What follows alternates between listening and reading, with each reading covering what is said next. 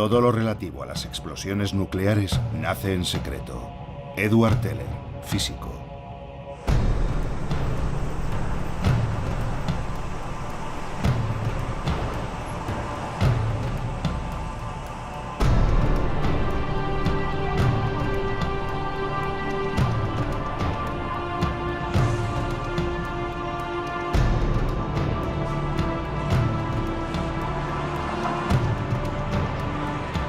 Una ciudad japonesa de 1 millón de habitantes, la 10ª del país, Hiroshima.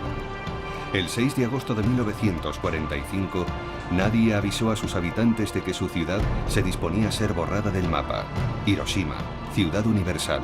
Aquí fue donde comenzó la era nuclear. En esta madrugada de marzo de 2011, una nueva amenaza se cierne sobre la población japonesa. A 1000 kilómetros de distancia, 3 reactores de la central de Fukushima entran en fusión. Un terrible seísmo, seguido de un gigantesco tsunami, asola el noreste de Japón. Desde Hiroshima hasta Fukushima, ¿qué hemos aprendido realmente sobre la energía nuclear? ¿Qué tienen en común los refugiados de un accidente industrial y las víctimas del acto de guerra más espectacular del siglo XX? Desde Hiroshima hasta Fukushima, los expertos han minimizado los riesgos. Los políticos han negado la magnitud de los desastres. Y las excusas de los industriales no han cambiado nada. Desde hace más de 65 años, la historia de la bomba y la energía nuclear, ese poder inaudito, es una larga cadena de secretos.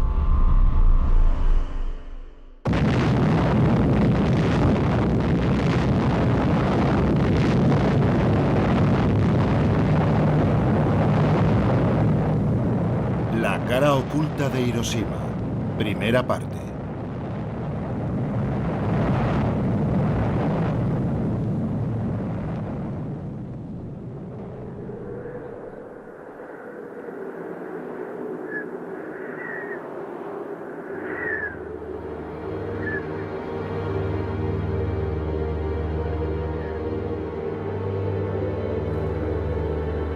Estas siluetas han quedado impresas para siempre en las últimas paredes que permanecieron en pie tras la primera explosión nuclear. En un radio de 200 metros, los cuerpos que no se volatilizaron quedaron carbonizados.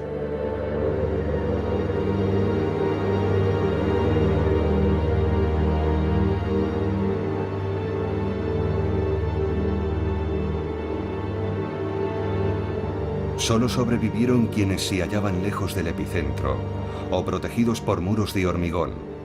Al día siguiente de la explosión, el doctor Hachiya trata de ayudar a los heridos.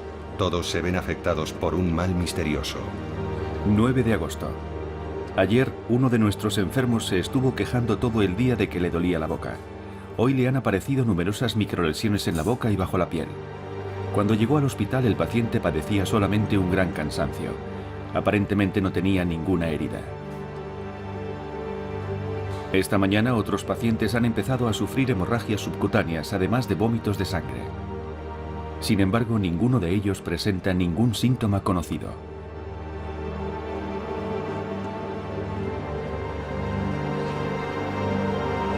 ...18 de agosto. Hoy ha aparecido un nuevo síntoma.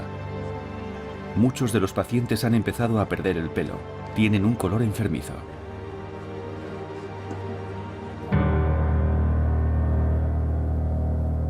Los observadores enviados sobre el terreno por el ejército japonés no saben qué pensar. Hiroshima y Nagasaki han sido aniquiladas por un arma desconocida. Y no parece tratarse de un gas tóxico.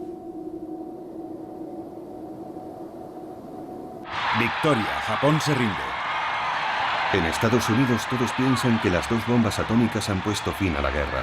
Para la población es todo un descubrimiento.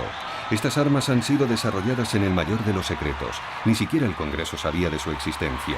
Pero la historia que se vende a la opinión pública es la de unos héroes modernos, no la de una ciencia asesina. Informe sobre nuestro desarrollo atómico.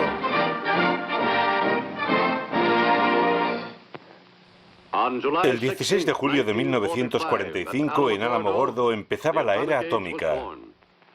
20 segundos.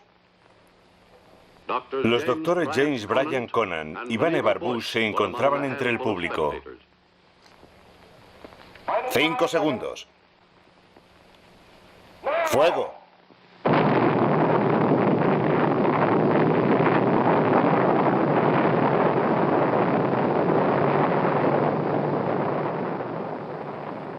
Para Mr. Conant y Mr. Bush, que han supervisado el desarrollo de la primera bomba, este fue un momento de intensa satisfacción. Esta película de propaganda narra la historia de la bomba, en la versión del ejército estadounidense. Es una ficción, solo los personajes son reales. Hay un militar, Leslie Groves, el jefe del mayor proyecto de América durante la guerra, el Proyecto Manhattan.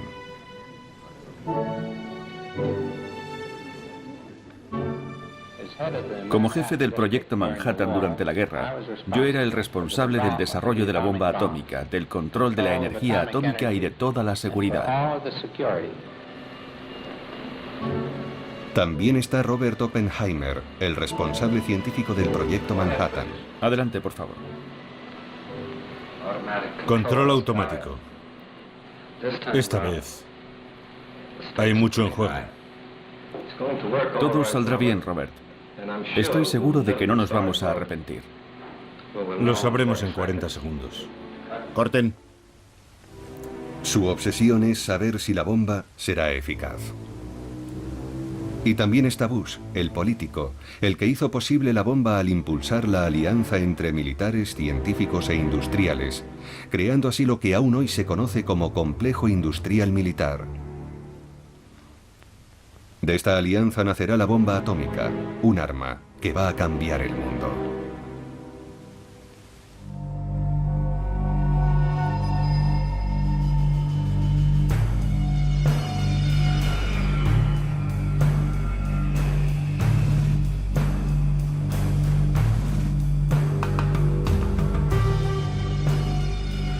Los Álamos es un centro de investigación militar desde 1943. Por aquel entonces, el científico Oppenheimer convence al militar Groves de que es el lugar idóneo para construir un prototipo de bomba. En realidad, los investigadores disponen de medios casi ilimitados y van a dejar que la ciencia se desate y engendre un monstruo. Hiroshima había de ser destruida para demostrar que la bomba atómica era uno de los mayores éxitos científicos de todos los tiempos.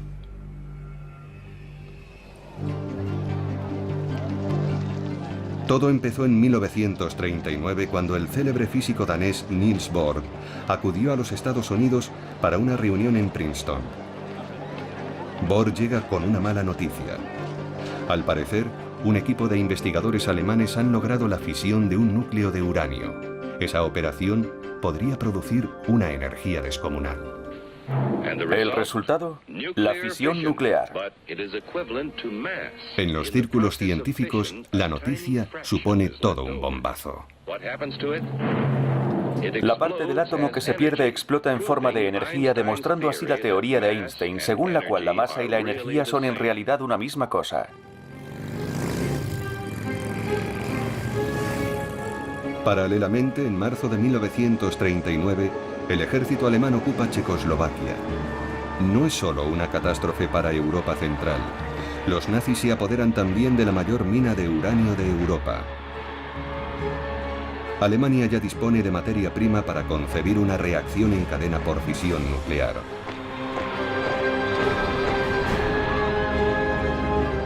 ...1 de septiembre de 1939, Polonia es invadida.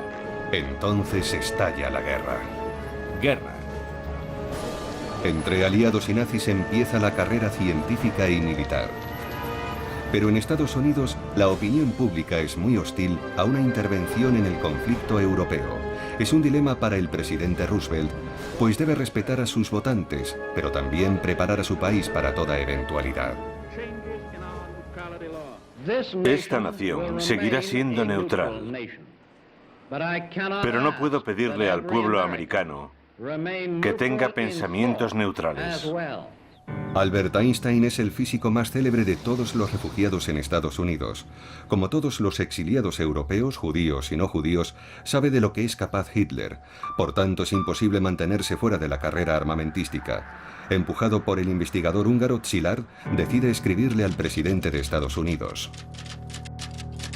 Gracias a la labor de Joliot en Francia y Fermi y Szilard en América, ya es posible concebir una reacción nuclear en cadena en una masa importante de uranio, generando así grandes cantidades de energía y elementos nuevos de tipo radiactivo. Esto también podría conducir a la creación de bombas. Una sola bomba de este tipo podría ser transportada en un barco, explotar en un puerto y destruir el puerto entero y sus alrededores.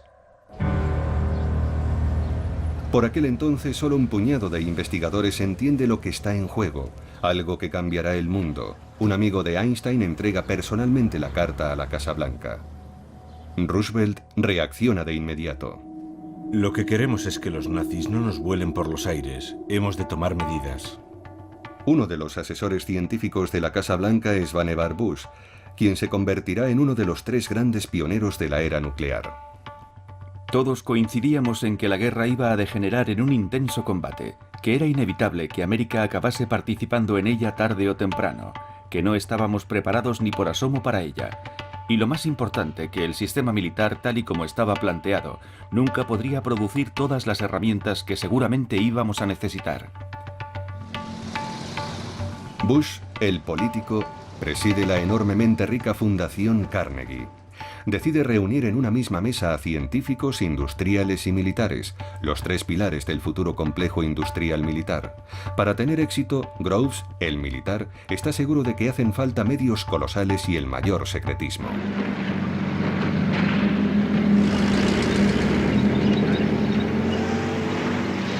En Europa se precipitan los acontecimientos. Durante el verano de 1940, la ofensiva relámpago de la Wehrmacht noquea a Bélgica y Francia en 6 semanas. Gran Bretaña se encuentra sola frente a Hitler. Los alemanes desfilan por los Campos Elíseos.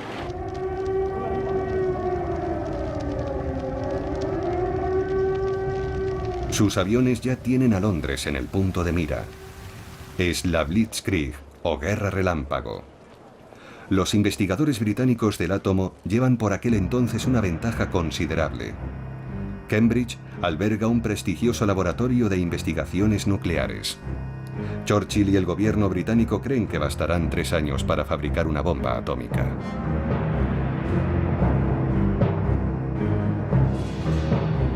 Pero es imprescindible que dichas investigaciones no caigan en manos de los nazis. Para contar lo que sucede a continuación, las películas de propaganda de la posguerra nos dan una vez más la sensación de estar siguiendo en directo un asunto ultrasecreto. Bush, el político, comparte con uno de sus colegas su preocupación por los ataques en Londres. Seguramente los alemanes estén trabajando en una bomba atómica. Como ya te conté, han conseguido mucha agua pesada de esa gran planta de Noruega. ¿Para qué la van a usar si no? ¿Qué le parecen los avances de los británicos? Chadwick y los demás físicos están de acuerdo con nosotros. Con el uranio 235 la bomba funcionará. Pero son conscientes de que eso va a requerir un gran esfuerzo industrial. Los británicos están asfixiados con la actual producción de guerra.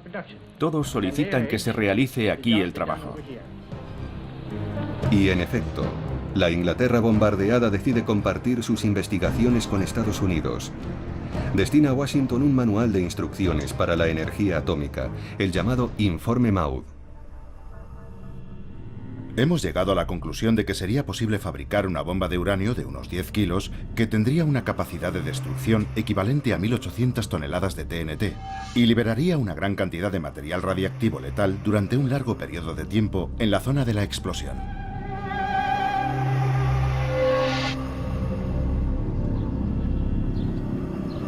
Frente a ello, Roosevelt toma una decisión política. Aunque su país sigue siendo celosamente aislacionista, el presidente da luz verde a la fabricación del arma atómica. El programa nuclear americano será emprendido al más alto nivel de Estado, sin rendir cuentas al Congreso de Estados Unidos. La censura militar se abate sobre la física nuclear. Esta desaparece de las páginas de las publicaciones científicas. Se impone un silencio absoluto por motivos de seguridad. Pearl Harbor, 7 de diciembre de 1941. El ataque sorpresa de los aviones japoneses pone fin a las últimas reservas. La ofensiva japonesa precipita la entrada de Estados Unidos en el conflicto mundial. Por fin, Roosevelt puede incorporarse abiertamente al bando de los aliados en guerra contra las potencias del eje, Japón, Alemania e Italia. La guerra no tarda en incendiar el Pacífico y se extiende por los 5 continentes. La maquinaria militar americana había sido puesta en marcha para proporcionar armas a los británicos. Ahora funciona a pleno rendimiento para responder a sus propias necesidades. La sede del ejército americano, el Pentágono, acaba precisamente de ser terminada. El jefe del proyecto es un militar pragmático. Se llama Leslie Groves. En septiembre de 1942 se le confía otra misión ultrasensible: acelerar las investigaciones nucleares contra Alemania. El nombre en clave es Proyecto Manhattan. Además, están llegando los primeros resultados. Los investigadores han aislado un nuevo elemento, el plutonio, más pesado que el uranio y más eficaz para fabricar una bomba. A la vista de las películas de propaganda de la posguerra, todo ello parece engañosamente inofensivo. Aquí tiene, General Groves. Es plutonio. Es la primera vez que lo veo. Pero si no le importa, la próxima vez me gustaría que pusiese algo debajo. Al fin y al cabo, hay más de 50 millones de dólares dentro de ese tubo. Corten. Estas investigaciones requieren un ejército de científicos, ingenieros y técnicos. Para coordinar a esos equipos, Groves ha escogido a un profesor de física teórica de la Universidad de Berkeley, en California. Un hombre que incluso ha simpatizado con el Partido Comunista, Robert Oppenheimer. Este es catapultado a la cabeza del proyecto de investigación más ambicioso que haya conocido la ciencia. Es un genio, un auténtico genio que lo sabe todo. Puede hablar sobre casi cualquier tema. Solo hay 2 o 3 cosas de las que no sabe nada. De deportes, por ejemplo. La otra prioridad de Groves es encontrar materia prima para la futura bomba.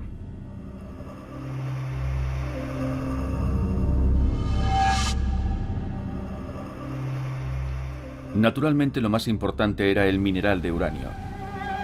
La mayor fuente de uranio durante la guerra era la mina de Sinkolobué, en el Congo belga.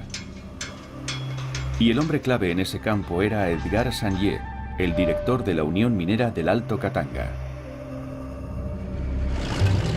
Sandié es un industrial belga y un hombre de negocios previsor. A partir de 1940 había ordenado que todas las reservas de uranio belgas fueran apartadas de los nazis y enviadas a Estados Unidos. En la primavera de 1942, Groves, el militar, descubre con estupor que hay 1.250 toneladas del valioso mineral almacenadas en el mismísimo puerto de Nueva York. Un regalo formidable. El abastecimiento del Proyecto Manhattan ya está garantizado.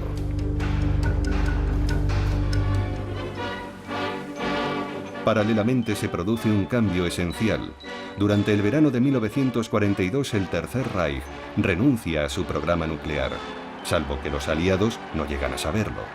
Para Albert Speer, el nuevo ministro de Armamento y Producción de Guerra, los dirigentes nazis no han comprendido el cambio radical que suponía el arma atómica. Hitler me había hablado alguna vez de la posibilidad de una bomba nuclear, pero esa idea superaba sus capacidades intelectuales. Era incapaz de concebir el aspecto revolucionario de la física nuclear. A propuesta de los físicos especialistas en energía nuclear, renunciamos al proyecto de desarrollar una bomba, tras preguntar yo una vez más cuánto tiempo haría falta para conseguirlo, y que me contestaran que habría que esperar al menos 3 o 4 años. Berlín tiene otras preocupaciones más apremiantes. Para respaldar la ofensiva en el frente ruso, el Reich necesita petróleo, un bien aún más vital que el uranio de las minas checas. Y para ello Hitler tiene la mirada puesta en el Cáucaso, en dirección a Bakú e Irán. DuPont de Nemours es uno de los gigantes de la industria americana, inventor del nylon y sobre todo principal fabricante de explosivos y municiones durante la Guerra de Secesión y las dos guerras mundiales. Desde un principio se solicitó su apoyo para el proyecto Manhattan, al igual que el de Monsanto, Kellogg's y Union Carbide y otros grandes grupos americanos. Hiroshima debía ser destruida para consolidar el poder económico y político del complejo industrial militar.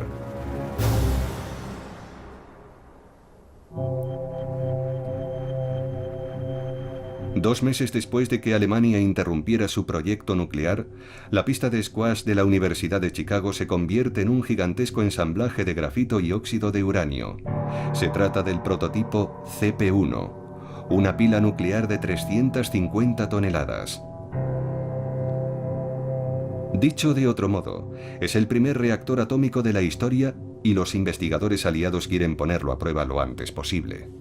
El experimento tiene lugar el 2 de diciembre de 1942. Al imponerse el secreto militar, ni la universidad, ni los estudiantes, ni la ciudad de Chicago están prevenidos.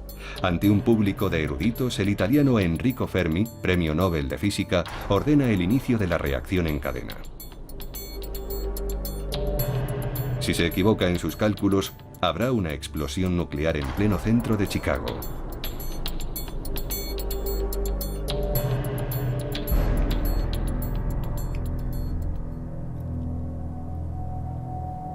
Todo sucede según lo previsto. Por primera vez en la historia, el hombre ha logrado dominar la energía nuclear.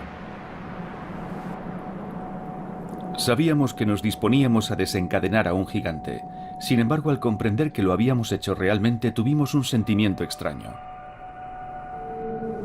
Entre los espectadores, otro hombre queda fascinado con el experimento. Se llama Crawford Greenwald. Es ingeniero químico en DuPont de Nemours. La concentración de neutrones en la estancia se elevó muy por encima de los límites autorizados, y las radiaciones gamma justo por encima de los límites tolerables por un ser humano en un espacio de 24 horas. El resultado global fue mucho mejor de lo que se esperaba, y para mí fue una experiencia muy emocionante. Greenwald, el industrial, asiste al experimento invitado por el general Groves. Para llevar el proyecto Manhattan a su fase industrial, Groves necesita un conglomerado acostumbrado a la confidencialidad y capaz de supervisar un equipo que manipulará cantidades importantes de uranio y plutonio, altamente radiactivos.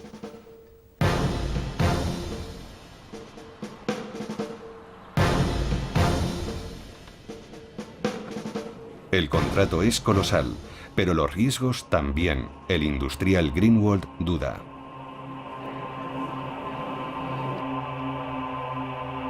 Para que no parezca que se está lucrando con la guerra, DuPont terminará firmando un contrato a cambio de $1 simbólico al año.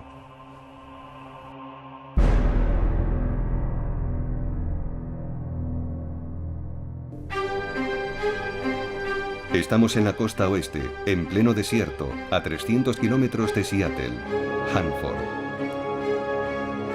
El tamaño de las instalaciones construidas por DuPont de Nemours permite hacerse una idea de las necesidades industriales ingentes del proyecto. Las obras cubren un área de 1.500 kilómetros cuadrados. Tras 9 meses, 85.000 obreros construyen 3 reactores nucleares y una planta purificadora de agua capaz de abastecer una ciudad de 1 millón de habitantes.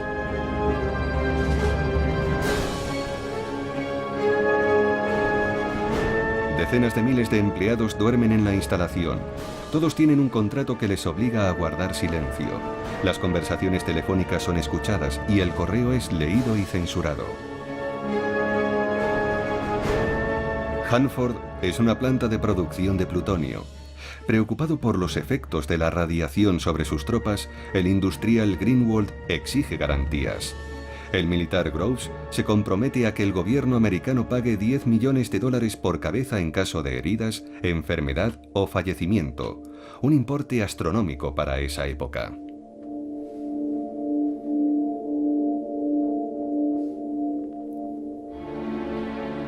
El proyecto Manhattan se reparte por toda la geografía americana.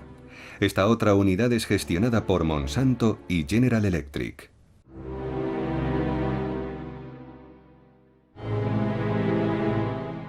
Aquí se produce uranio 235 y otras materias primas necesarias para la bomba. Hacen falta varias toneladas de uranio en bruto para fabricar 1 gramo de combustible nuclear.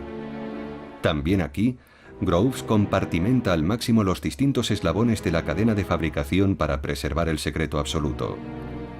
La mayoría de los empleados no descubrirá hasta el final de la guerra en qué estaba trabajando realmente. Todo ello, junto con los planos de la bomba, está consignado en los cuadernos del industrial Greenwald. Estos cuadernos fueron un secreto militar hasta 1989.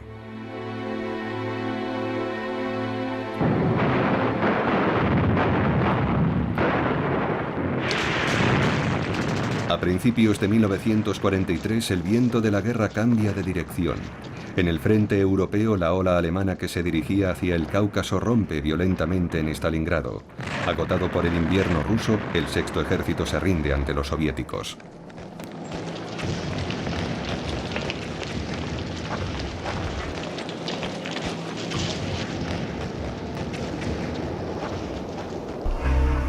Verano de 1943. Los aliados se reúnen en Quebec. Churchill ha convocado el encuentro con un objetivo concreto: no ceder a Estados Unidos el monopolio del arma nuclear. Gran Bretaña, Estados Unidos y Canadá deciden asociarse en el marco del Proyecto Manhattan.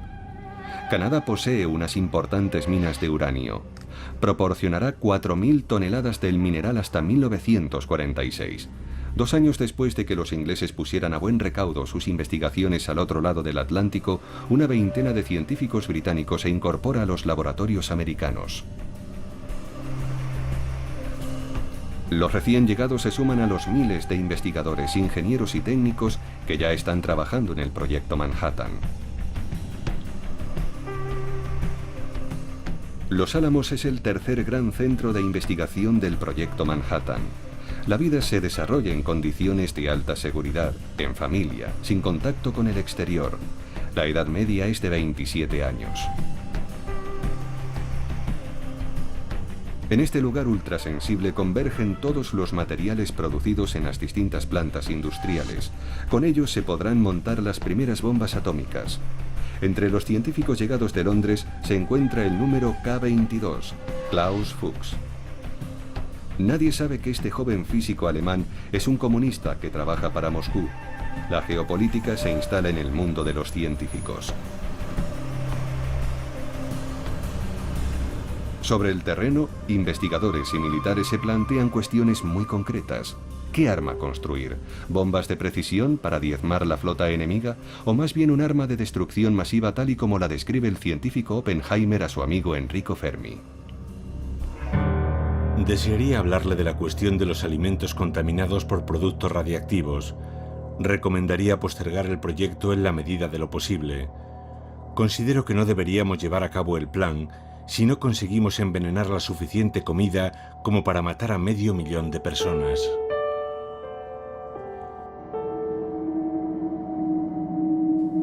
Los investigadores de Los Álamos se decantan por una bomba de efecto masivo, pero sobre todo quieren conocer mejor los efectos de la radiactividad. El 1 de agosto de 1944 tiene lugar un accidente en el edificio D de Los Álamos. La víctima se llama Don Mastic, un joven químico de 23 años. En el transcurso de un experimento, una probeta se rompe y le salpica a la cara un preparado a base de plutonio. Se traga unas gotas. Consulta a su médico, el doctor Hempelmann, pero nadie sabe en qué dosis es peligroso. Hempelmann acude a Oppenheimer. Por muchas precauciones que se tomen, puede reproducirse un accidente de este tipo. No me parece descabellado hacer una serie de investigaciones en ese sentido. Los militares aceptan llevar a cabo un programa de observación. El problema más urgente es determinar la toxicidad de los materiales que estamos empleando. El uranio, el radio, el polonio y el berilio.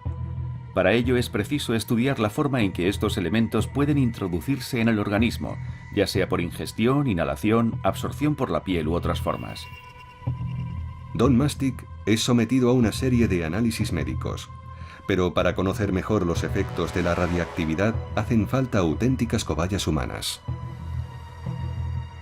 Sugerimos que se seleccione a un paciente del hospital de Rochester para inyectarle entre 1 y 10 microgramos de sustancia radiactiva y que sus excrementos sean enviados a nuestro laboratorio para su análisis.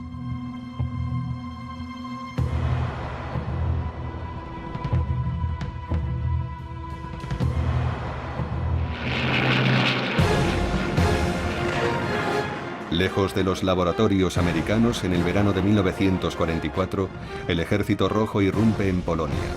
Los aliados ocupan Sicilia y desembarcan en Normandía, abriendo un nuevo frente en el oeste. Tal vez ya no sea necesaria en Europa la futura bomba.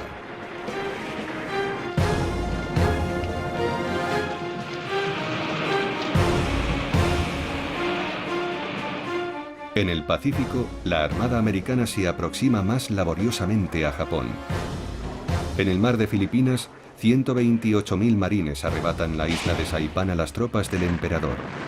Acto seguido, el Estado Mayor establece ahí sus primeras bases aéreas. Tokio está al alcance de los bombarderos B-29, pero sigue negándose a rendirse. Roosevelt sabe que en política los mayores secretos terminan siempre destapándose.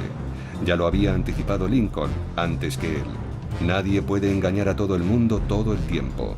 Cuando la bomba salga a la luz, habrá que sacarle partido. Con ella, América podrá dictar sus condiciones tanto a enemigos como a aliados, empezando por Stalin. Hiroshima deberá ser destruida para dar a América una ventaja decisiva frente a los soviéticos. En el verano de 1944, Churchill y Roosevelt se reúnen en Hyde Park, cerca de Nueva York.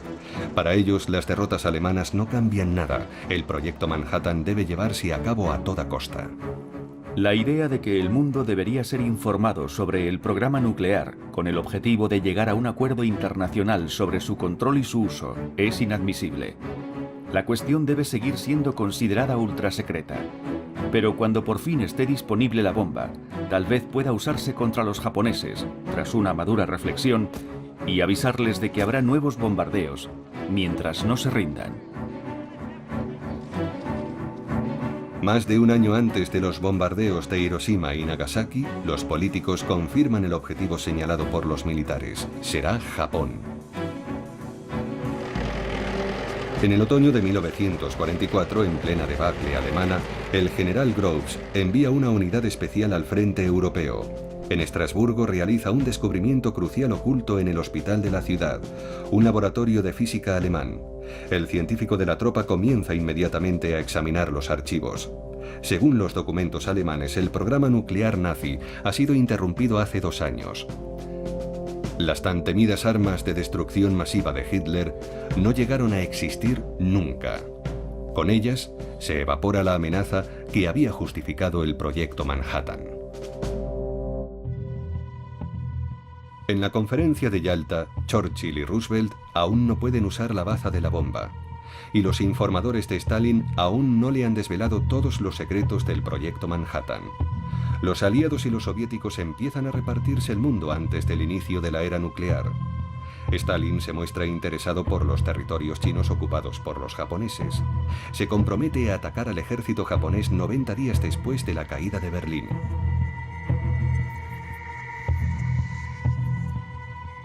Queda por saber quién será el primero en ocupar el archipiélago, pues Tokio sigue negándose a rendirse.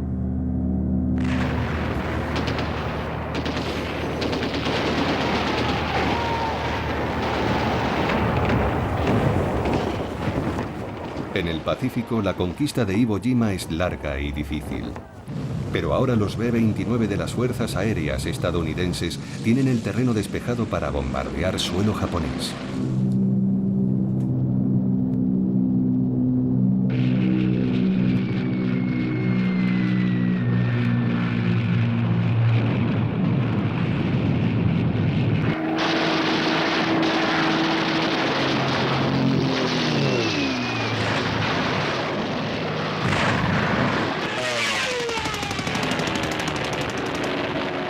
Tokio y la mayoría de ciudades importantes del archipiélago son sometidas a bombardeos incesantes.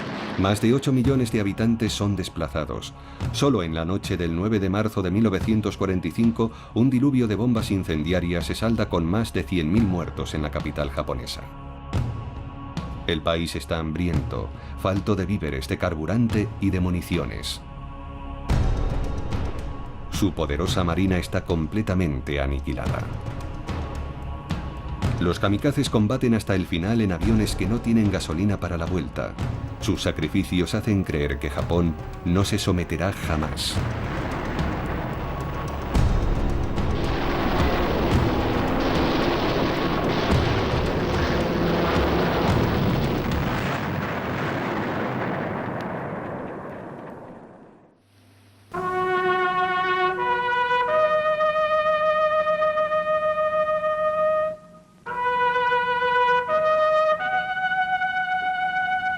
Roosevelt muere el 12 de abril de 1945.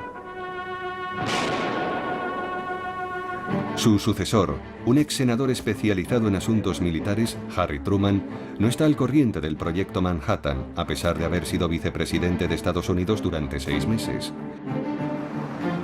Su secretario de guerra le revela que Roosevelt le ha legado un secreto aplastante. Stimson me dijo que quería hablarme de la existencia de un enorme proyecto en desarrollo. Un proyecto relacionado con la elaboración de un nuevo explosivo con un poder destructivo casi inconcebible. Eso fue todo lo que pudo confiarme entonces, y su declaración me dejó perplejo. Pero Truman no tardará en comprender la ventaja estratégica inédita que le confiere la bomba atómica. El que será su ministro de Asuntos Exteriores, James Burns, un allegado a Roosevelt, está convencido de ello. Burns me dijo que el arma podría ser tan poderosa como para barrer potencialmente ciudades enteras y exterminar poblaciones a una escala sin precedentes. Y añadió que pensaba que la bomba podría darnos los medios para dictar las condiciones del fin de la guerra. El propio Burns escribe el discurso de investidura de Truman. La perspectiva de disponer pronto del arma suprema refuerza la intransigencia americana. Alemania y Japón pueden estar seguros, más allá de toda duda, de que América seguirá luchando por la libertad hasta que no quede una sola bolsa de resistencia.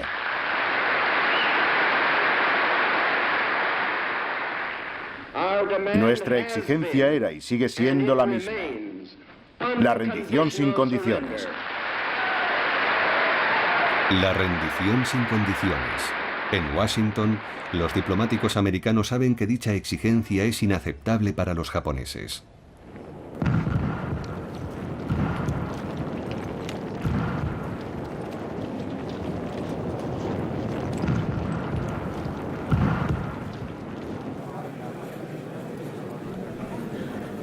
El 8 de mayo el mundo conoce la capitulación de Alemania.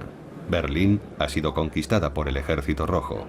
Los soviéticos también han liberado Varsovia, Praga, Budapest y Sofía. Stalin no tiene intención de retirarse todavía. Siguiendo el acuerdo secreto de Yalta, Moscú se dispone ahora a entrar en guerra con Japón. Las tropas soviéticas empiezan a confluir en Manchuria, en el noreste de China.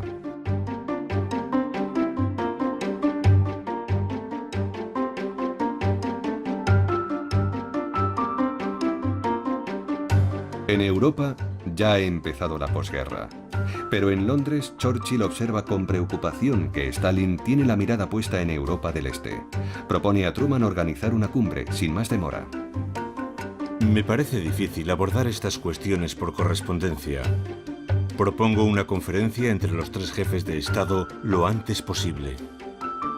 La respuesta de Truman es sorprendente. Estoy de acuerdo con usted en que sería deseable organizar un encuentro entre los 3 jefes de Estado. Sin embargo, por el momento, me será extremadamente difícil ausentarme de Washington antes de finalizar el año fiscal, el 30 de junio. Sorprendido por el inmovilismo del nuevo presidente, mientras Stalin sigue moviendo sus piezas en el ajedrez europeo, Churchill insiste. Creo que la reunión debería celebrarse en junio y espero que su año fiscal no la retrase. Truman trata de ganar tiempo. Le comunica a Stalin que no estará disponible hasta mediados de julio. Churchill está furioso.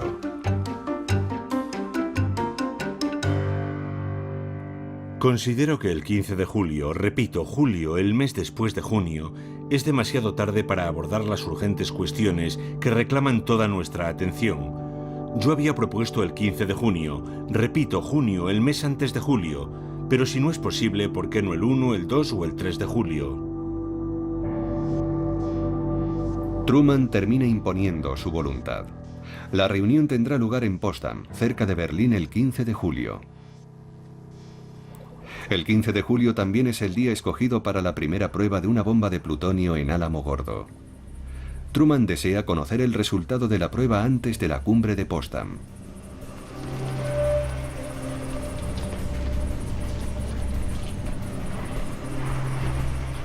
En Alamogordo, como en Los Álamos, los equipos trabajan 12 horas al día, 7 días a la semana.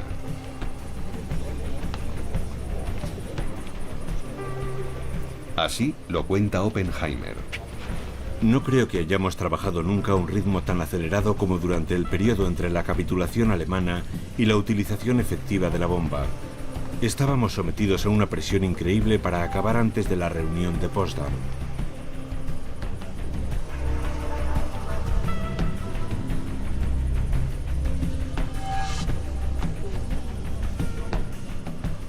Washington ya no se plantea si hay que usar o no la bomba atómica contra Japón, sino cuándo y, sobre todo, cómo.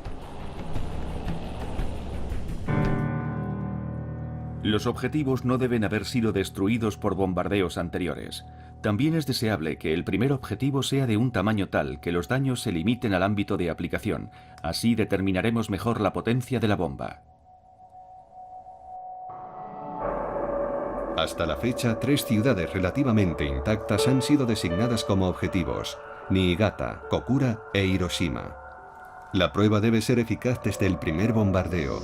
Para las fuerzas aéreas estadounidenses, Hiroshima presenta muchas ventajas. Es un buen objetivo, y su tamaño es tal que una buena parte de la ciudad puede quedar dañada. Las colinas circundantes podrían producir un efecto de reverberación que aumentaría considerablemente los daños. Queda por saber si hay que advertir a los japoneses. Algunos científicos en Chicago son partidarios de ello.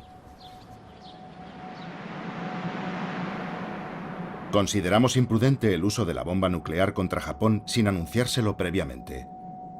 Si Estados Unidos es el primer país en usar este nuevo medio de destrucción, perderá el apoyo de la opinión pública en todo el mundo.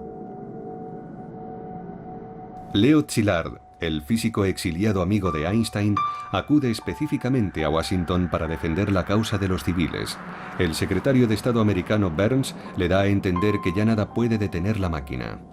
Me dijo que habíamos gastado ya $2.000 millones para desarrollar la bomba. ¿Cómo iba a destinar el Congreso más fondos a la investigación sobre la energía nuclear si no se mostraban los resultados obtenidos con el dinero ya gastado?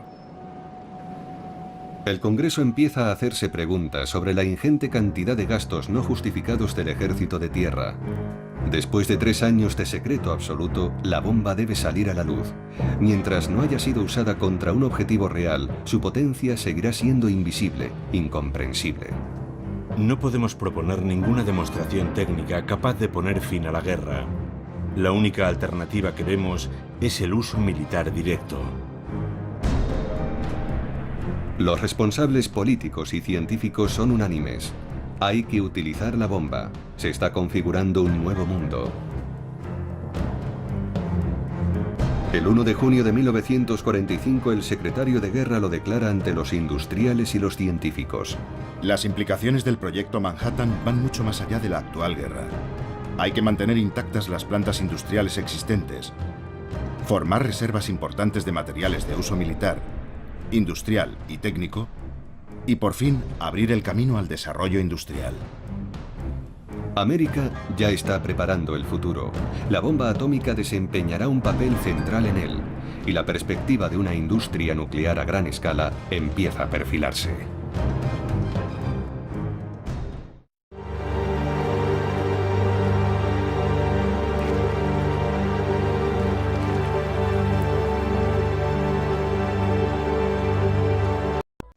Todo lo relativo a las explosiones nucleares nace en secreto. Edward Teller, físico.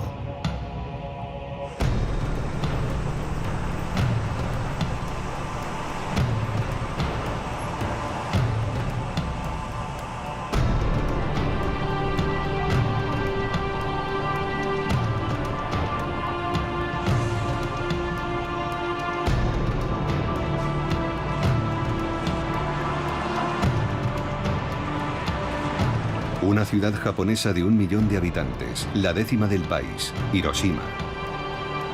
El 6 de agosto de 1945 nadie avisó a sus habitantes de que su ciudad se disponía a ser borrada del mapa. Hiroshima, ciudad universal. Aquí fue donde comenzó la era nuclear. En esta madrugada de marzo de 2011, una nueva amenaza se cierne sobre la población japonesa. A 1000 kilómetros de distancia, 3 reactores de la central de Fukushima entran en fusión. Un terrible seísmo, seguido de un gigantesco tsunami, asola el noreste de Japón. Desde Hiroshima hasta Fukushima, ¿qué hemos aprendido realmente sobre la energía nuclear?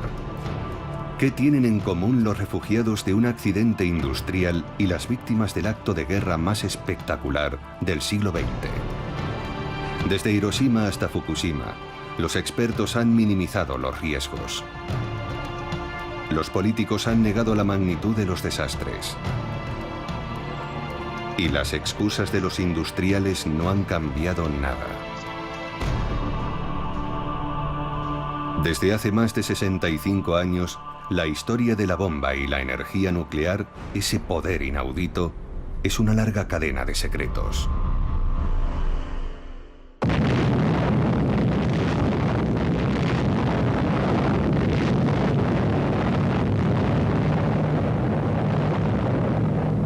La cara oculta de Hiroshima, segunda parte.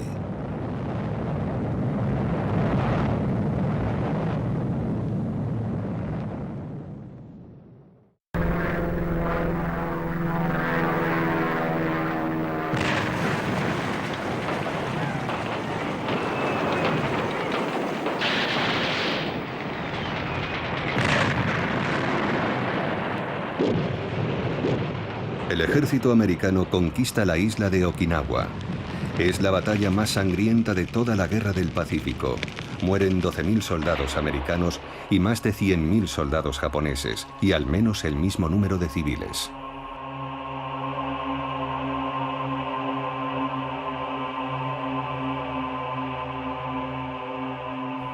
Okinawa era la última muralla antes del desembarco de las fuerzas americanas en el archipiélago japonés. En Tokio, el Palacio Imperial busca por encima de todo una forma de negociar el fin de la guerra sin sacrificar al emperador. Así lo hace saber a través de Moscú unos días antes de la conferencia de Potsdam. El 7 de julio, Truman y su secretario de Estado, Burns, embarcan en el acorazado Augusta con rumbo a Potsdam. Allí descubren que los japoneses han remitido un telegrama muy urgente a su embajada en la Unión Soviética. Hoy nos ha llegado la primera prueba real de que los japoneses desean poner fin a la guerra. Un mensaje interceptado que envió el ministro de Asuntos Exteriores, Togo, a Sato, su embajador en Moscú.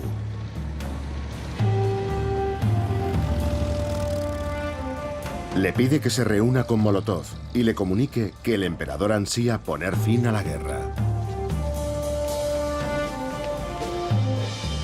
Asimismo, Togo asegura que el término capitulación sin condiciones propuesto por los aliados es el único obstáculo para el cese de las hostilidades y que de mantenerse es inevitable que los japoneses sigan combatiendo.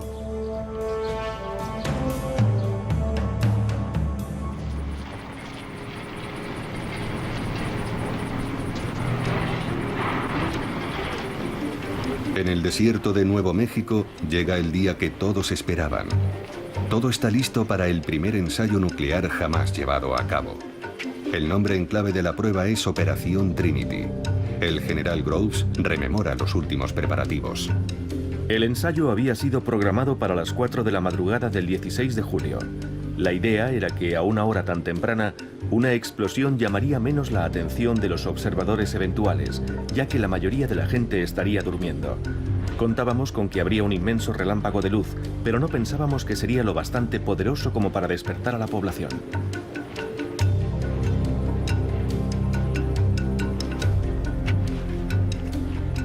Lo llaman el Gadget, una bomba de implosión cargada con 6 kilos de plutonio.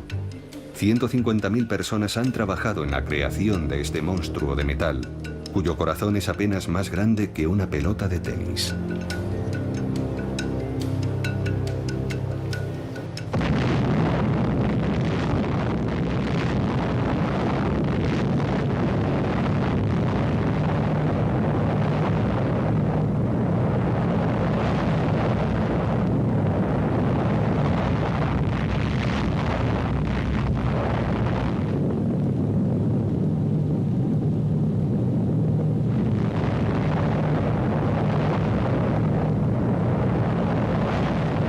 La bola de luz fue visible en un radio de hasta 300 kilómetros.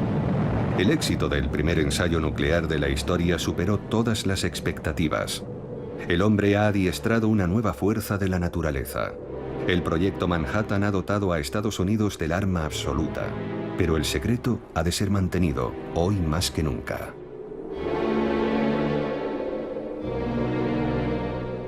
Groves, el militar, difunde un comunicado redactado con antelación. Ha explotado un polvorín situado en los confines de Alamogordo. Almacenaba una cantidad importante de potentes explosivos y material pirotécnico. El accidente no ha causado víctimas y los daños materiales, aparte del propio polvorín, son de escasa consideración. El comunicado oficial de Groves no tiene nada que ver con la realidad, pero es preciso frenar cuanto antes las preguntas de la ciudadanía.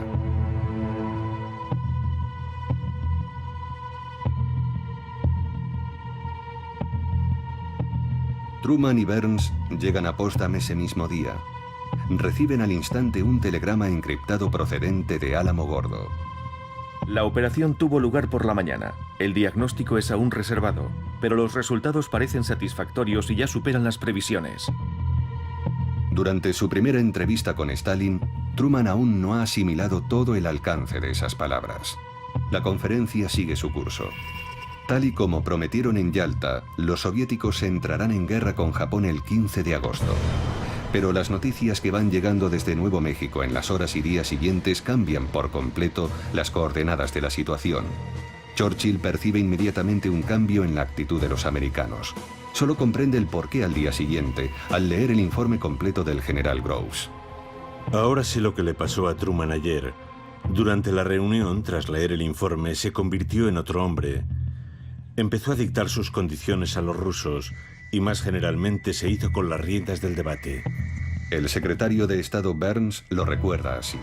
El presidente y yo ya no teníamos tanta prisa por ver entrar a los rusos en guerra tras el anuncio del éxito de la prueba nuclear.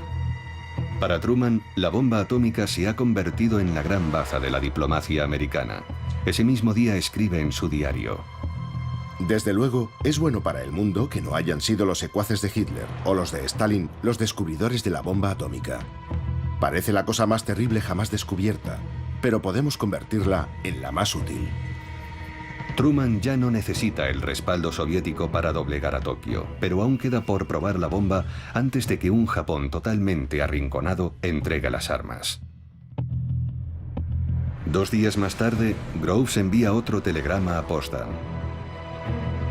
Dependiendo del estado de preparación del paciente y las condiciones atmosféricas, la operación podría tener lugar en cualquier momento a partir del 1 de agosto. Comienza la cuenta atrás. La orden de soltar la bomba es transmitida el 25 de julio a las fuerzas aéreas estratégicas en el Pacífico.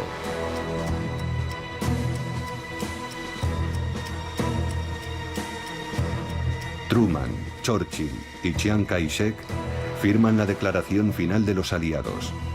La Unión Soviética de Stalin ni siquiera ha sido invitada a participar en la redacción del texto. Llamamos al gobierno japonés a aceptar sin más dilación la capitulación sin condiciones de sus fuerzas armadas, evidenciando así su buena fe. La otra alternativa para Japón será una destrucción instantánea y total. Furioso, Stalin comprende que ha sido traicionado. Sabe a través de su espía en Los Álamos que la bomba atómica está lista. Acelera el despliegue de sus tropas en Extremo Oriente, en un intento por ser el primero en ocupar Japón. En Potsdam acaba de escribirse el primer capítulo de la Guerra Fría.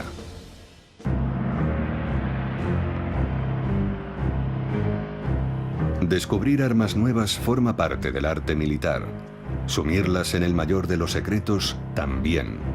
Sin embargo, si nos atenemos a la leyenda, el lanzamiento de las 2 bombas atómicas contribuyó a salvar la vida de millones de soldados americanos y de civiles, poniendo punto y final a la guerra. En realidad, Hiroshima había de ser destruida para demostrar al mundo entero el poderío del arsenal americano.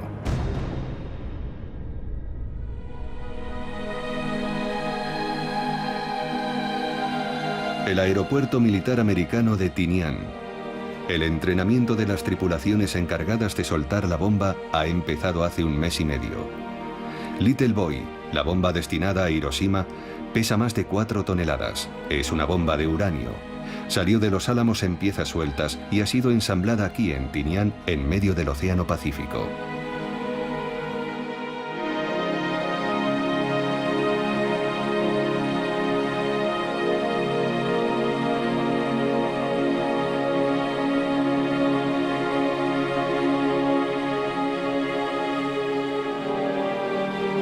Un bombardero B-29 se prepara para recibir la bomba.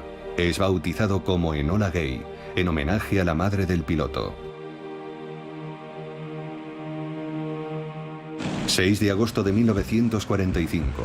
Para una mayor precisión, el lanzamiento de la bomba ha de efectuarse por contacto visual, no por radar. 3 aviones de reconocimiento despegan rumbo al archipiélago para estudiar las condiciones climáticas de los 3 objetivos potenciales. En Kokura el cielo está nublado, Niigata queda demasiado lejos dado el peso de la bomba. En Hiroshima el cielo está despejado. Esta ciudad será pues el objetivo designado.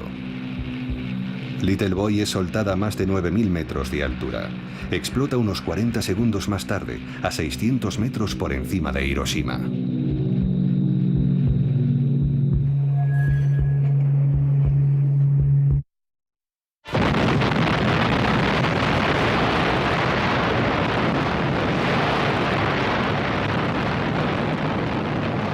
La bola de fuego liberada por la explosión nuclear alcanza una temperatura de 1 millón de grados centígrados.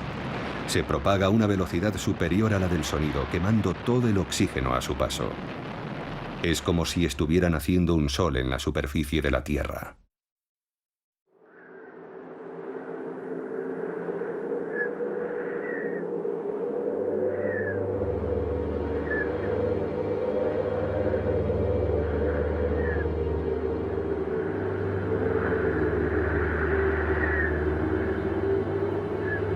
...6 de agosto. De pronto aparece un relámpago y luego otro. Las sombras, los reflejos, todo ha desaparecido. Luego no hay más que una nube de polvo en medio de la cual veo una columna de madera, que es la que sostiene mi casa. Hiroshima, 8:15 de la mañana. El doctor Hachiya se disponía a ir al hospital. Anota estas frases en su diario el mismo día de la explosión. Instintivamente me pongo a correr, o al menos lo intento. En vano. El suelo está sembrado de vigas. Me siento extraordinariamente débil. Tengo que parar para recobrar fuerzas. Y entonces me doy cuenta de que estoy completamente desnudo. ¿Qué ha sido de mi pantalón y mi camiseta? Me miro el lado derecho del cuerpo. Está cubierto de sangre. También tengo una herida en el muslo. Noto algo caliente derramándose en mi boca. Tengo la mejilla desgarrada. El soplo de la explosión ha sido de una potencia inédita. En un instante, una sola bomba de uranio ha borrado del mapa una ciudad de 350.000 habitantes. 4 kilómetros cuadrados han sido reducidos a cenizas. Las casas han ardido. El hierro se ha retorcido por el calor. Todo sucede como en una pesadilla. Veo desfilar unas sombras, una especie de fantasmas que andan con los brazos separados, no sé por qué. De pronto comprendo que están quemados y que andan con los brazos separados para evitar el contacto con su propia piel. La explosión ha matado a unas 70.000 personas. Otras 70.000 morirán en el transcurso de los meses siguientes por los efectos de la radiación. 200.000 habitantes sobreviven. Son los Hibakusha, los irradiados por la bomba atómica.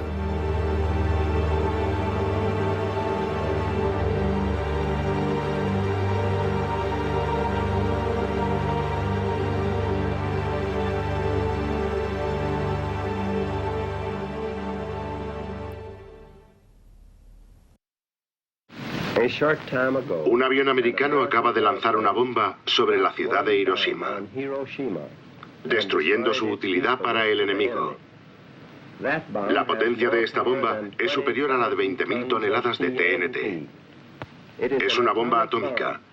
Es la dominación del poder elemental del universo. A los 2 días de la explosión de la bomba en Hiroshima, los soviéticos declaran la guerra a Japón. 1,5 millones de soldados atraviesa las fronteras de Manchuria, ocupada por Japón desde 1931. Las tropas japonesas no se defienden. Faltas de municiones, se rinden ante los soviéticos. En la base de Tinian, la segunda bomba está lista por fin. La concepción de Fat Man es muy distinta a la de Little Boy. Es una bomba de plutonio, como el gadget de la Operación Trinity. Es menos cara que Little Boy, es más eficaz, y su producción en masa es más fácil. Hay que probarla a toda costa. Ya solo falta la dedicatoria del general Groves. Se la transmite desde Estados Unidos a su brazo derecho, el coronel Farrell. Para Hirohito, con todo mi cariño.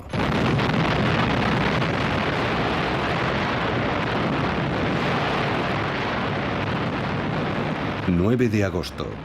Pasadas las 11 de la mañana, a bordo de un B-29, un cámara filma el champiñón atómico encima de Nagasaki. El avión también transporta a un grupo de científicos que han acudido a observar la explosión.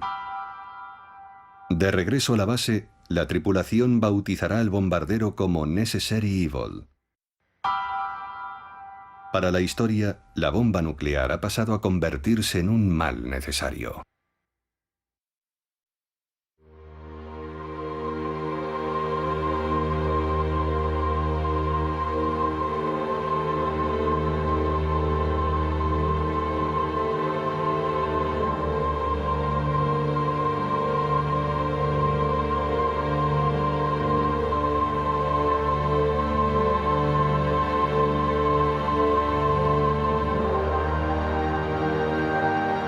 En Nagasaki, 80.000 habitantes mueren en el acto o en los 4 meses siguientes.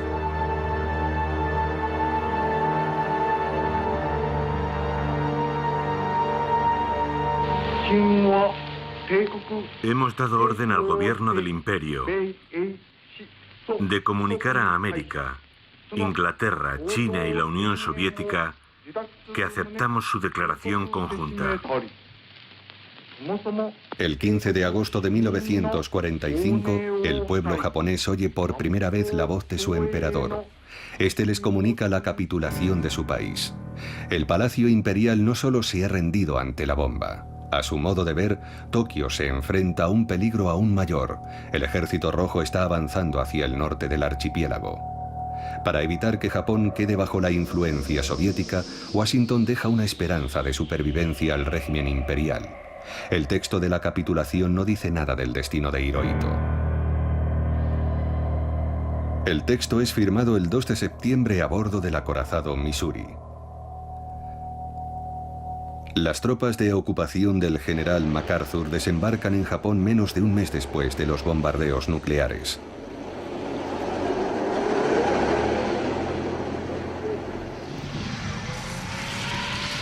Pero los primeros extranjeros en llegar a Hiroshima y Nagasaki son los periodistas. El australiano Peter Barchett queda horrorizado ante los síntomas que presentan los supervivientes. En Hiroshima, 30 días después de la primera explosión atómica que ha destruido por completo una ciudad y conmocionado al mundo entero, los habitantes que no han sido tocados directamente por la deflagración sufren atroces dolores y siguen muriendo por razones aún desconocidas que solo podemos describir como una peste atómica. El ejército se apresura a contraatacar. El brazo derecho de Groves en Japón, el coronel Farrell, convoca al periodista y manda publicar un rotundo desmentido. En Hiroshima, los que debían morir ya han muerto. A principios de septiembre ya nadie está padeciendo los efectos de la radiactividad.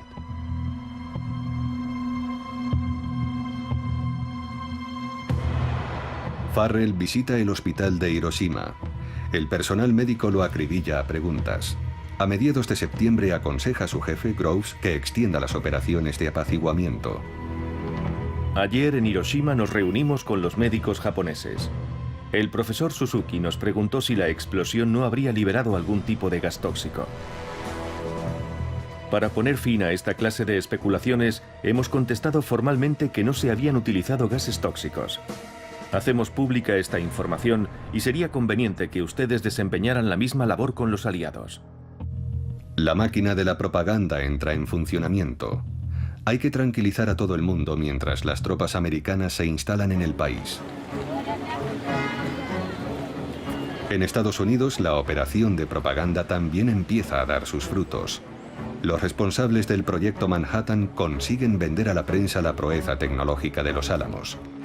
El 11 de septiembre de 1945, el militar Groves y el científico Robert Oppenheimer organizan para la prensa un viaje a la zona cero de Nuevo México.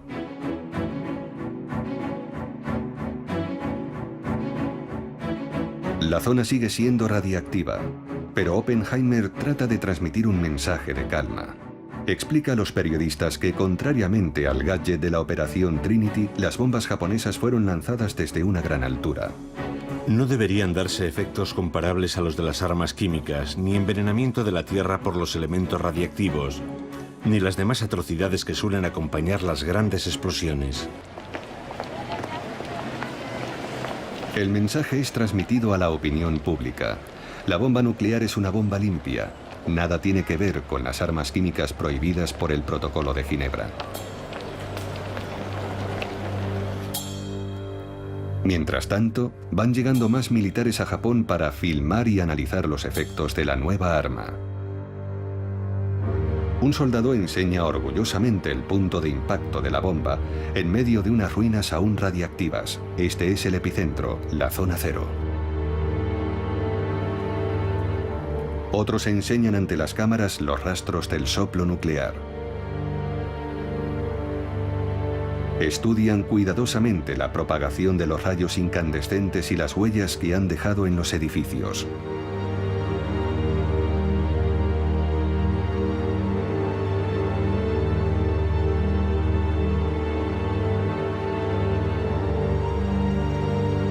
Ante la prensa, las fuerzas de ocupación niegan rotundamente la persistencia de la radiactividad. Mientras tanto, los observadores americanos siguen midiéndola meticulosamente.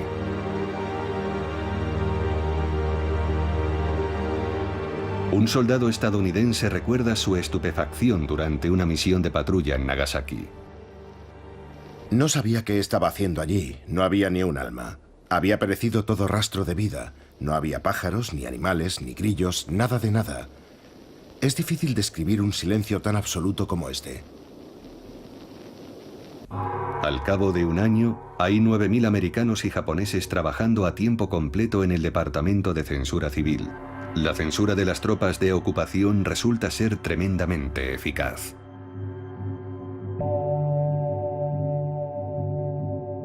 En los periódicos de Hiroshima se retiran los caracteres de imprenta correspondientes a los términos bombardeo atómico y radiactividad.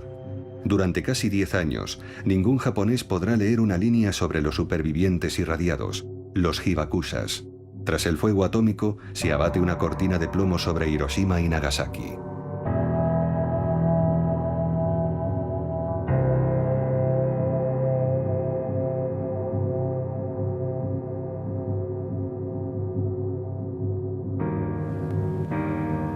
Todos los documentos censurados durante esos años están conservados aquí, en la Universidad de Maryland, cerca de Washington.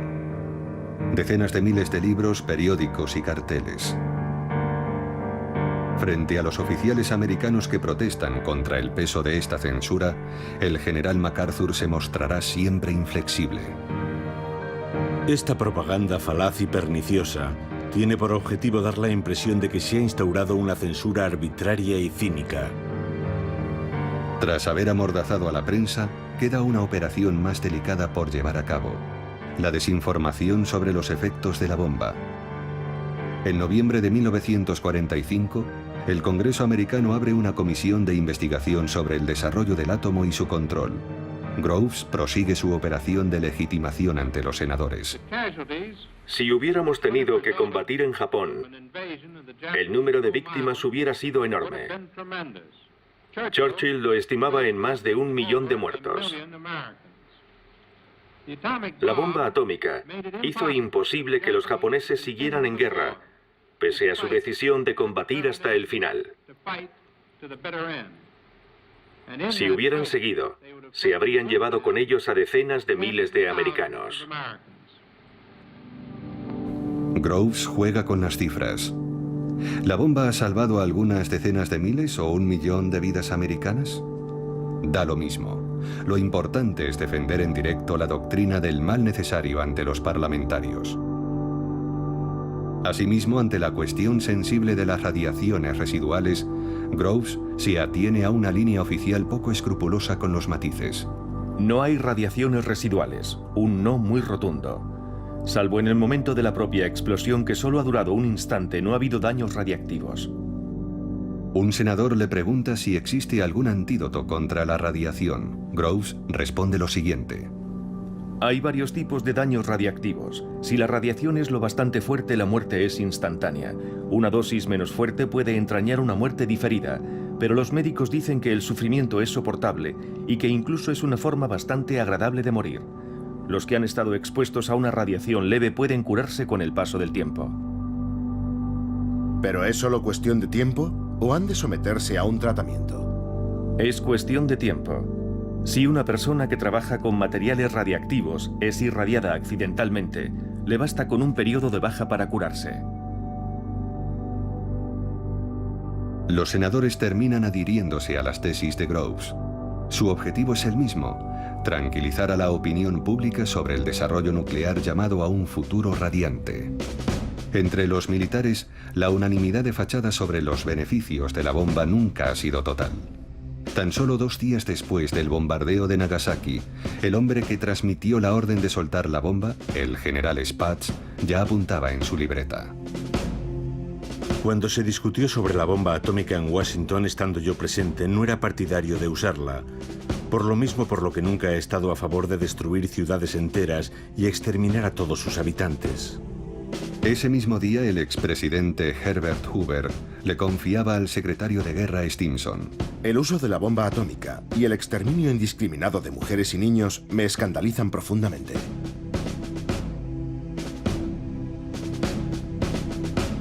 Stimson es el único responsable político que ha permanecido en su cargo durante todo el proceso del Proyecto Manhattan. En el verano de 1946, se le pide que firme un artículo para frenar la polémica en torno a la bomba. El texto es publicado en la revista Harper's Magazine. Asegura de una vez por todas que el arma atómica fue el último recurso para poner fin a la guerra y salvar más de 1 millón de vidas americanas. En privado, Stimson confesará no reconocerse en este texto, en gran medida inspirado por los responsables del Proyecto Manhattan. Pero la doctrina queda definitivamente sellada. La bomba era un mal necesario y hasta imprescindible.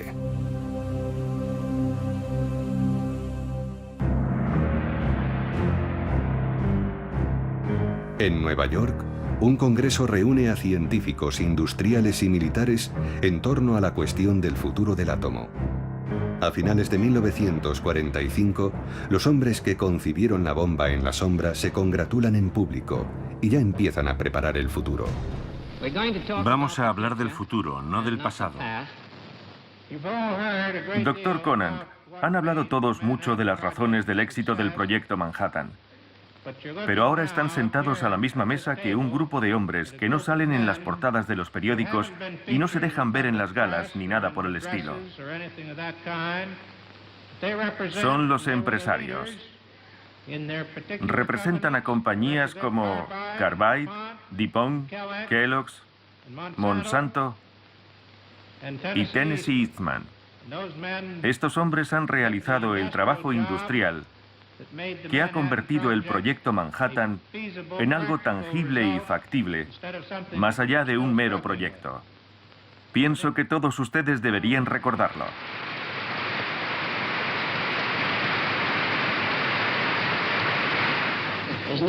No veo ninguna diferencia entre resolver los problemas de la construcción de una bomba atómica, lo que ya era una tarea enorme, y resolver los problemas del uso de la energía atómica con fines pacíficos.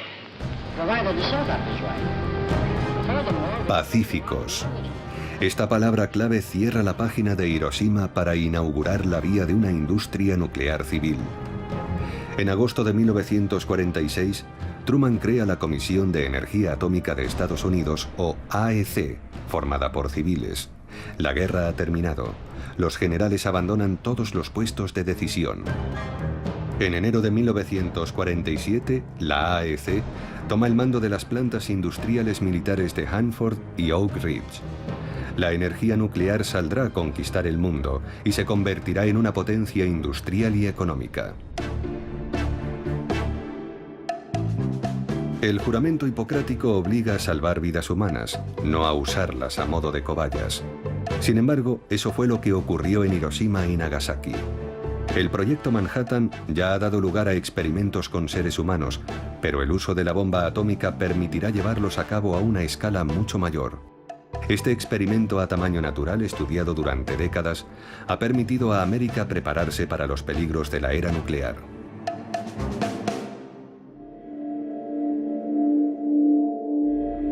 Para comprender ese secreto, hay que remontarse a los inicios del proyecto Manhattan.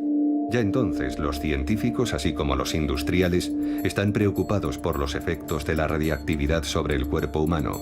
Exigen que se practiquen experimentos concretos. El joven científico que había tragado accidentalmente algo de plutonio fue solo el primero de una larga serie. Los radiólogos quieren conocer la dosis máxima de radiación tolerada por el cuerpo. Abril de 1945. Por fin ha llegado el día del primer experimento con un cuerpo humano. Hemos podido corroborar con precisión los datos del laboratorio. Se selecciona a una serie de pacientes en diferentes hospitales. Cada uno recibe un número encabezado por las iniciales HP, por Human Product, es decir, producto humano. Se ha tomado la decisión de no informar a los pacientes de la naturaleza del producto que se les estaba inoculando. Unas jeringuillas especiales de plomo son concebidas para inyectar dosis de plutonio de unos 5 microgramos. Los resultados confirman los de las pruebas realizadas sobre animales. No deparan ninguna sorpresa. El plutonio, 30 veces más tóxico que el radio, es un poderoso cancerígeno. 3 pacientes son sometidos a estas pruebas en abril de 1945 y otros 11 a partir de septiembre tras el fin de la guerra. Por aquel entonces, el responsable del proyecto Productos Humanos acaba de llegar a Nagasaki. Es el Dr. Warren, el médico jefe del proyecto Manhattan. Warren no ha venido a curar a las víctimas ni a compartir datos con los médicos japoneses. Quiere estudiar los efectos del plutonio sobre los irradiados. Toda la información es transmitida a Estados Unidos. Enfermedades causadas por la radiactividad. Al finalizar el periodo crítico de 2 semanas, las quemaduras y llagas que creíamos en vías de curación han empeorado repentinamente y no se han podido detener las hemorragias. Muchos de los pacientes han muerto y la cifra de fallecidos no ha parado de aumentar cada día. Han aparecido erupciones cutáneas en la mitad superior del cuerpo de las víctimas, extendiéndose por el resto del cuerpo, y su estado ha empeorado. Otro de los síntomas característicos del periodo crítico es la alopecia. Este soldado se encontraba en un cuartel a 1 kilómetro del epicentro. No sufrió quemaduras, pero a las 7 semanas del bombardeo empezó a perder el pelo y a presentar manchas, acompañadas por 39 grados de fiebre y diarreas.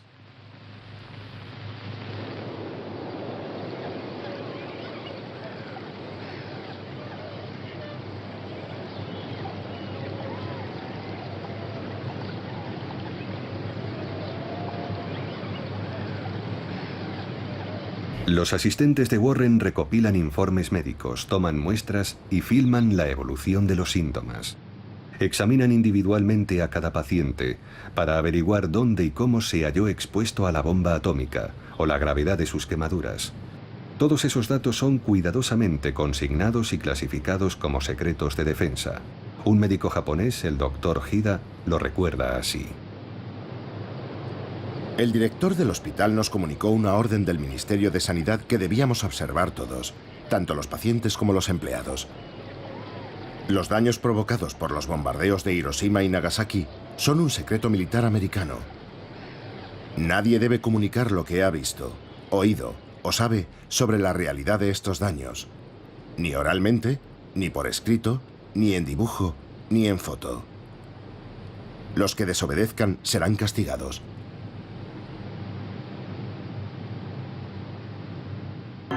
Warren, el médico, es muy preciso en sus observaciones. Sin embargo, su primer informe se acoge perfectamente a la línea oficial. La bomba atómica apenas emite radiación, brevemente y sin consecuencias. Las radiaciones de las explosiones nucleares que causaron daños físicos fueron emitidas principalmente durante el segundo después de la explosión. Han podido aparecer algunas heridas más tarde, pero todas se produjeron durante el primer minuto. Las radiaciones procedentes de la fisión y las causadas por objetos que se encontraban cerca del epicentro de la explosión no han causado víctimas. Esto ha quedado demostrado definitivamente. De regreso a Estados Unidos, Warren retoma los ensayos con seres humanos empezados tras el fin de la guerra. En el hospital de Rochester se construye un ala especial a este efecto, custodiada por los militares. Hasta el verano de 1947, 11 pacientes recibirán en ella inyecciones de plutonio. 3 de ellos morirán antes de completar el primer año del experimento. Por miedo al escándalo, la recién formada Comisión de Energía Atómica, la AEC, decide enterrar el informe. Es preferible que no sea divulgado ningún documento relacionado con los experimentos con humanos, ya que podría tener un efecto negativo en la opinión pública o entrañar consecuencias judiciales. Los documentos relacionados con este campo de trabajo han de ser clasificados como secretos.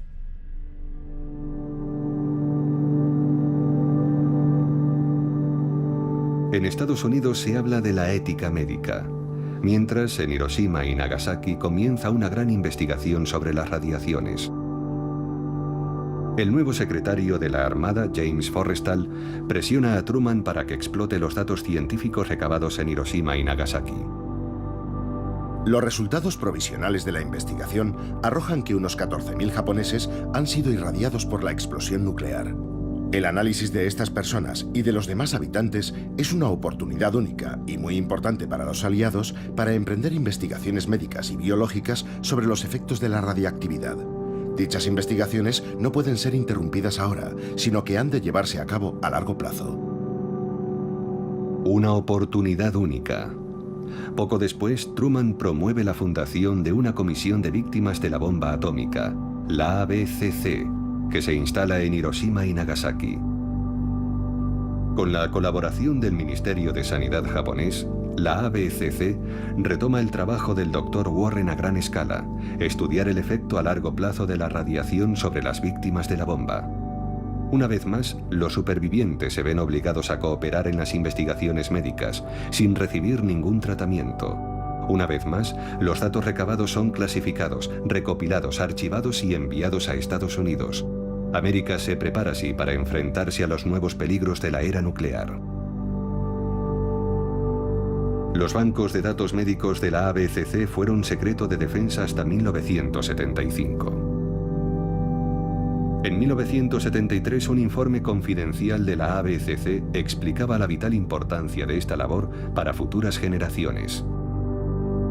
Desde el punto de vista de la protección contra la radiación, es importante y útil conocer las consecuencias a largo plazo de las bombas atómicas. Las observaciones sobre el cáncer, el envejecimiento acelerado, las alteraciones citogenéticas y las mutaciones en los descendientes deben proseguirse al menos durante toda la vida de los supervivientes.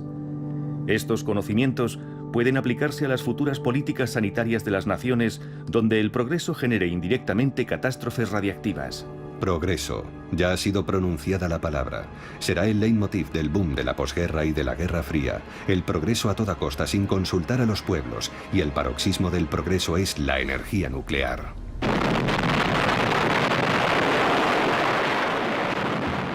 Lo primero es la energía nuclear militar.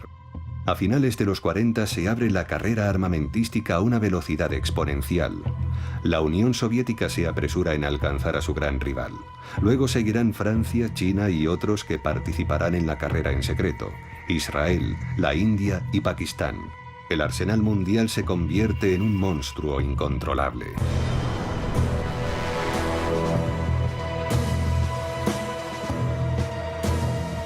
También simbolizan el progreso las nuevas centrales, que abastecen a numerosos países con una energía milagrosa, inagotable e inocua.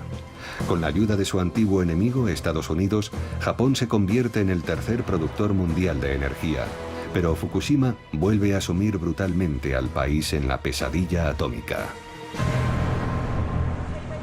En Hiroshima, la antigua ABCC es hoy todo un referente internacional sobre las normas de protección contra la radiactividad.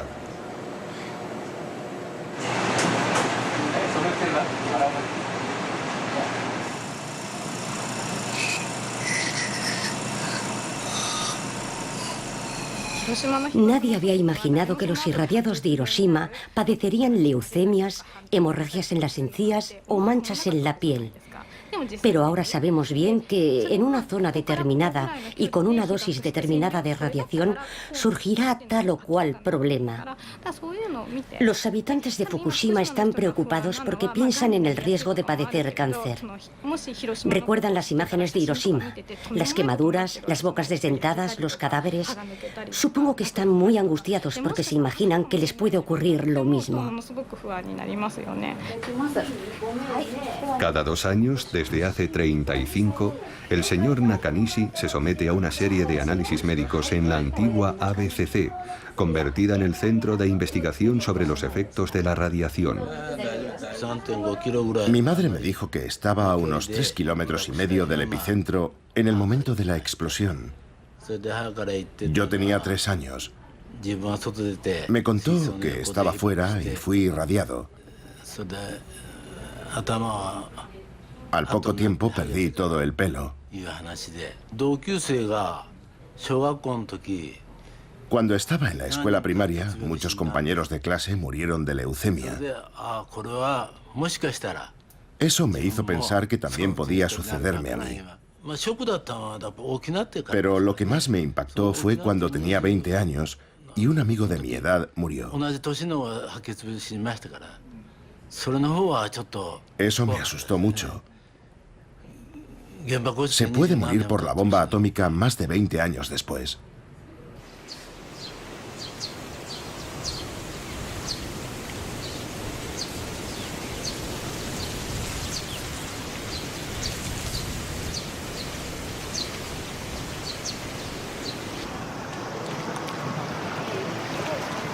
Todos los años, el 6 de agosto, los habitantes de Hiroshima conmemoran el día en que el mundo se adentró en la era nuclear. Japón fue el único país víctima de la bomba atómica.